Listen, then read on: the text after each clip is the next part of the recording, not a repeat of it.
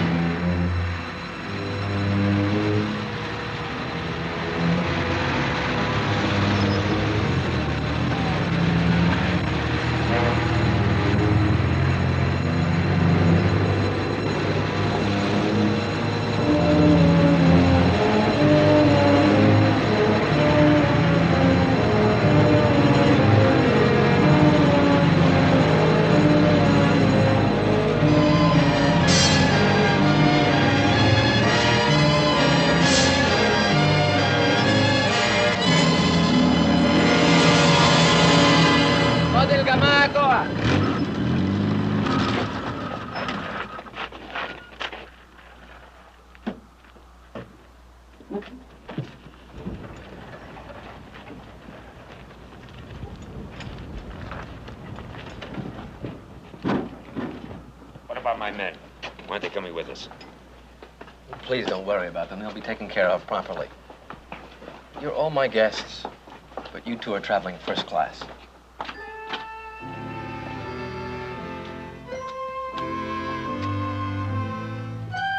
Salam.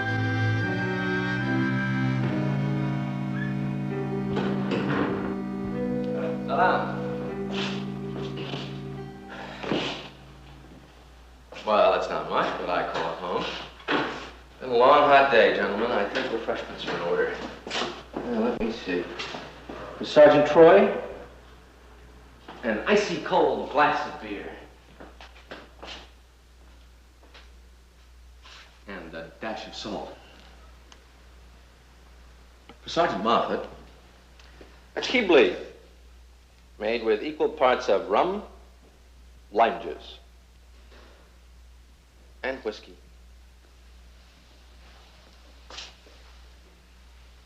For me, milk for the old ulcer. Cheers.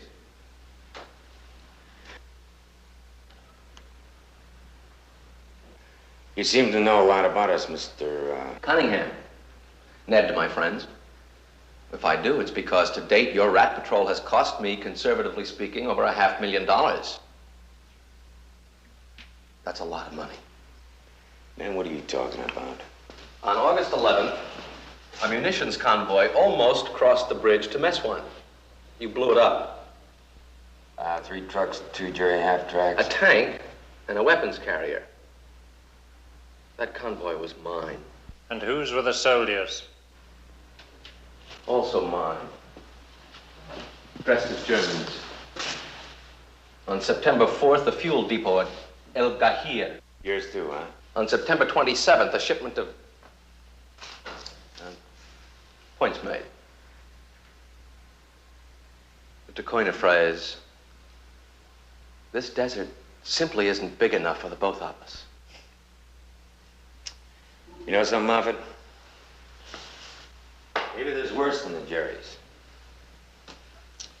What do you think of an American who sells ammo to him to blast his own countrymen? Simple curiosity, Cunningham. How does someone become your special kind of creep? Practice. If you're really interested. All right, gentlemen, step right this way.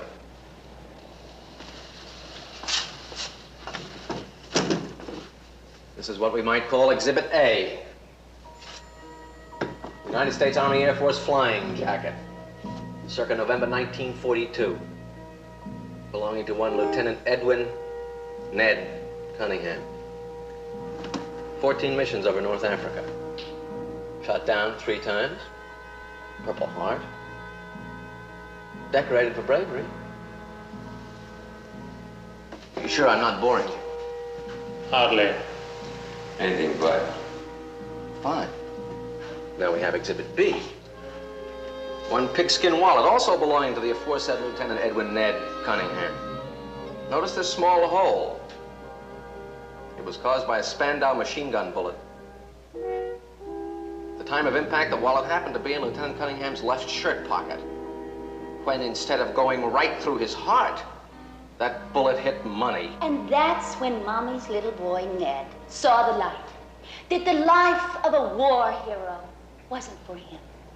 And just like that, quick as you could say Adolf Hitler, from a clean living, upright citizen, he turned into a traitor. End of story. Fade out. So that's all you are. Traitor. A defector, please.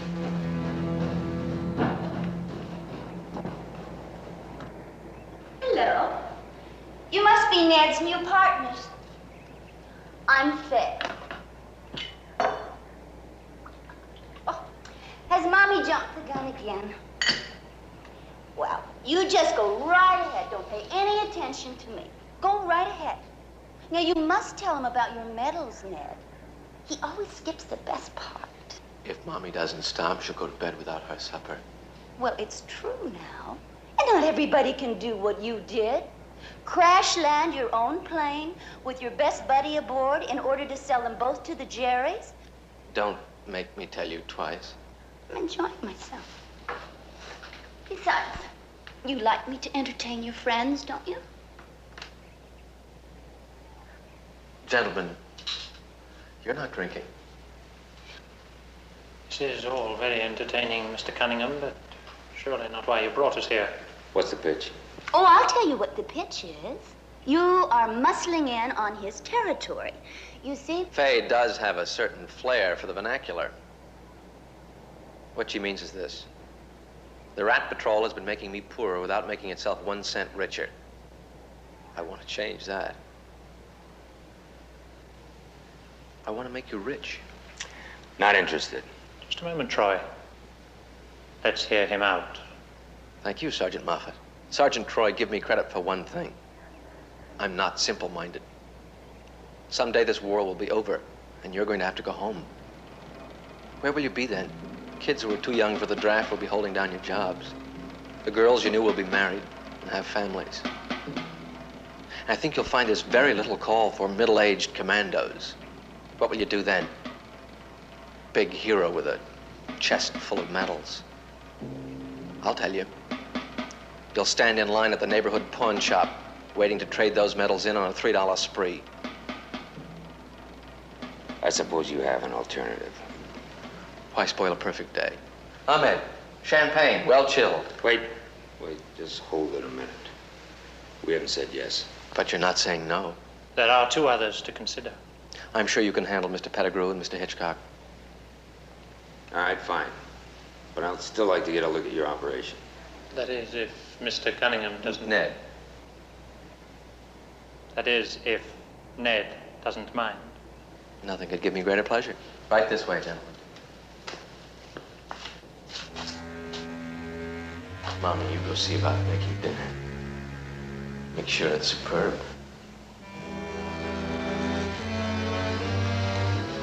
Anything you say, Nancy.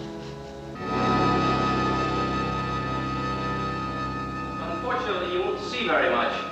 Most of my merchandise is stored in depots or caches, really, all within a radius of 100 miles.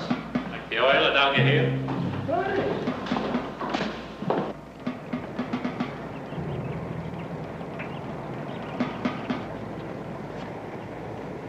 The shipment that you saw being loaded when we arrived is one of my biggest yet. 200 bazookas, a dozen 105 howitzers, 100,000 rounds of ammo. Who is it for? Friend of yours. Friend. That's right. He and his men will be here later to take delivery. What friend? German fellow. Name of Dietrich. لا مؤاخذة يا حضرتك، في راجل في الأوضة مستني عليك تحت. Hey. Please excuse me, business. Shouldn't take more than a minute. Come on, let's go. I don't like it.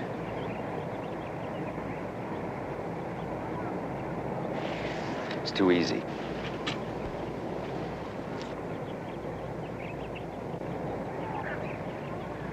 All right, let's go.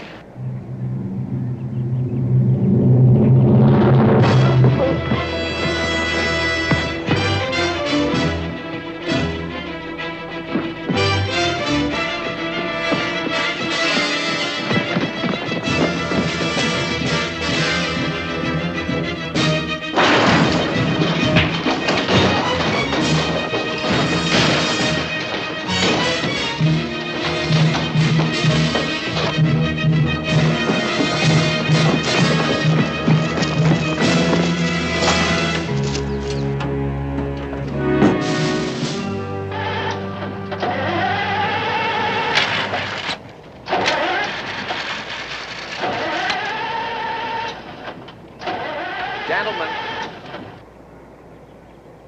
they won't start without these.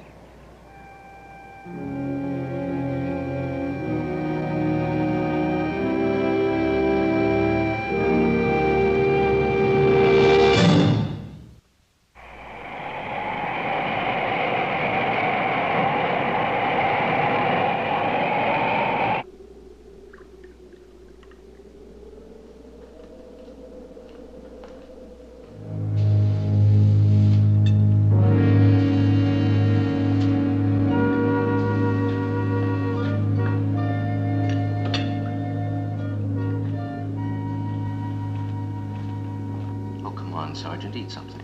Don't be such a bad loser. Mommy here slaved over a hot stove all afternoon to fix something extra special.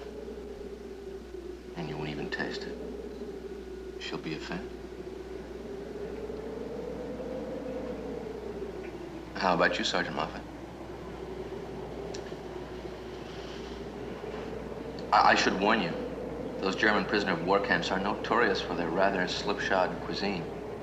This may be the last decent meal you have for years. Assuming, of course, that the Germans lose the war and that you're liberated someday. Ned has a wonderful way of making you feel right at home, doesn't he? Mommy, I'm only telling a gentleman to eat hearty.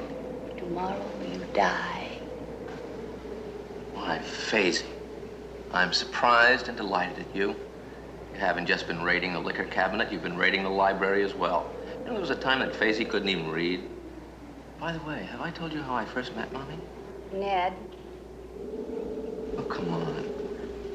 Why not? We still have a few minutes until Captain Dietrich arrives. I'm sure the gentleman would enjoy hearing our tender romantic saga. Wouldn't you, gentlemen? In that case, I'll tell you.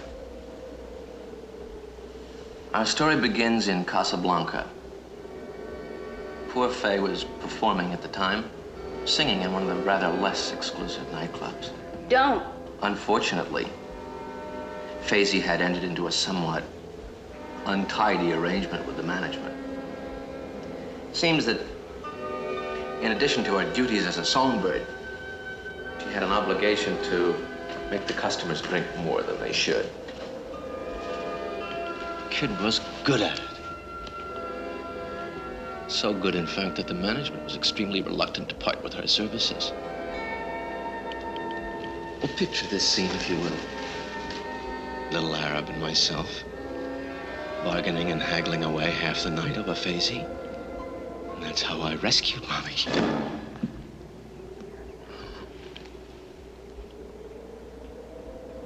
Poor Fay. Reading hasn't improved her manners. You can forget about Dietrich.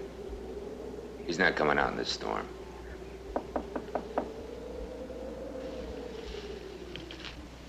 Speak of the devil.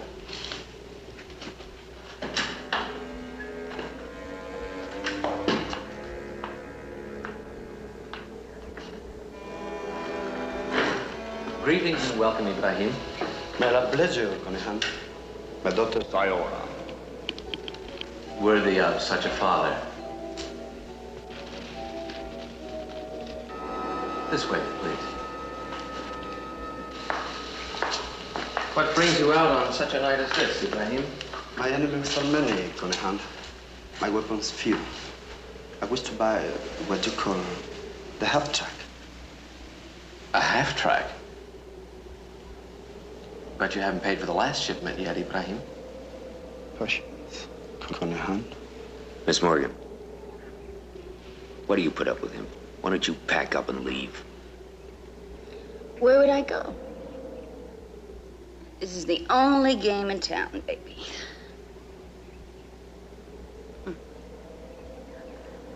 Besides, don't let appearances fool you. Deep down, Ned and I have a marvelous relationship. He loathes me, and I despise him. We're even. Agreed.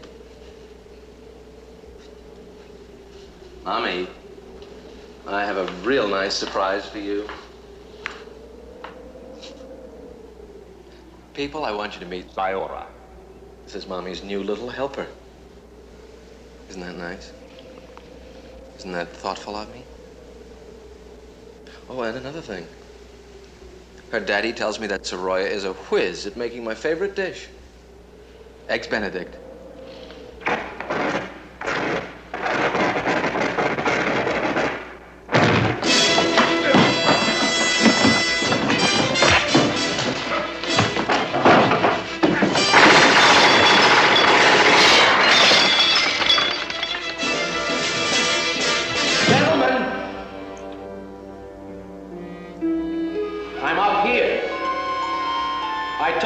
Desert wasn't big enough for both of us.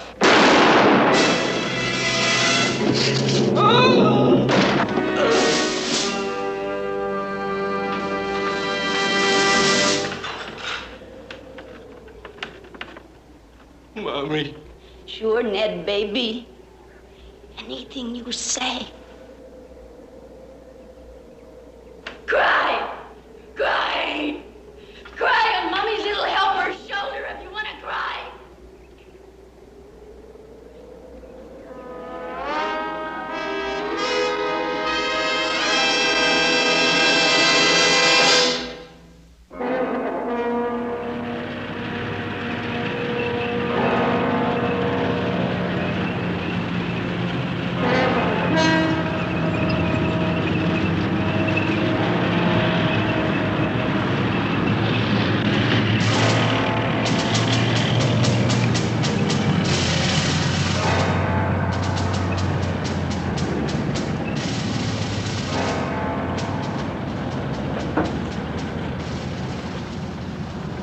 Hello.